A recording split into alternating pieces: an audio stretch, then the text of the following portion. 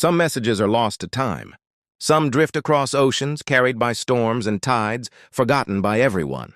But every once in a while, fate refuses to let a story drown. A bottle thrown into the sea decades ago may still find the hands it was meant for. This is the story of one such bottle. After a violent storm, Thomas Hale woke early, like he always did. At 68, he loved the quiet moments before the world woke up. Walking along Clearwater Bay, something unusual stuck out from the sand.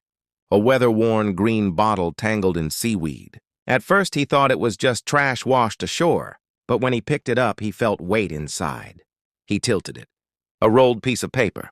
A real message in a bottle? He pulled the cork loose, releasing stale, trapped air. Inside was a fragile sheet, faded brown. At the top was a date, June 5th, 1955, 70 years earlier. The handwriting was delicate, almost trembling. The letter began, "To whoever finds this, my name is Eleanor March. I am 18 years old and I am lost." Eleanor wrote about running away from a life chosen for her, taking a small boat into the open sea. She wrote of hope, and fear chasing her like a shadow. But as her message continued, the tone grew darker. A storm was forming around her, strange skies, rising waves, violent winds twisting her boat. Her final lines struck Thomas deeply. "If I survive, I hope this bottle never must be found. But if I don't, please tell my brother Henry I wasn't afraid. Tell him I chose freedom." Signed, Eleanor. Thomas felt the weight of her words. This wasn't an adventure. It was a farewell.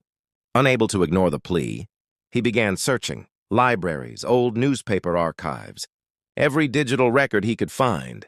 After days of digging, he found a small 1955 newspaper article. "Eleanor March, 18, lost at sea?" A sudden storm had taken her. No trace of the boat was ever found. But she had a brother, Henry March. And after more searching, Thomas discovered Henry was still alive, now 92, living in a nearby retirement home. Thomas visited him a week later. Henry's eyes were soft, aged by decades of unanswered questions. When Thomas read Eleanor's message aloud, Henry's breath trembled. Tears gathered as he whispered, "She wasn't afraid?" I prayed that she wasn't afraid. For 70 years, he had waited for an answer. Now he finally had one. 3 months later, Henry passed away peacefully.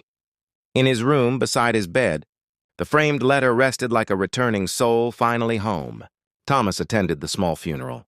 Afterwards, he walked to the same shoreline where he had found the bottle. The sea was calm, almost listening. "She made it home," he whispered. And somewhere in the endless movement of the water, it felt as if the sea whispered back,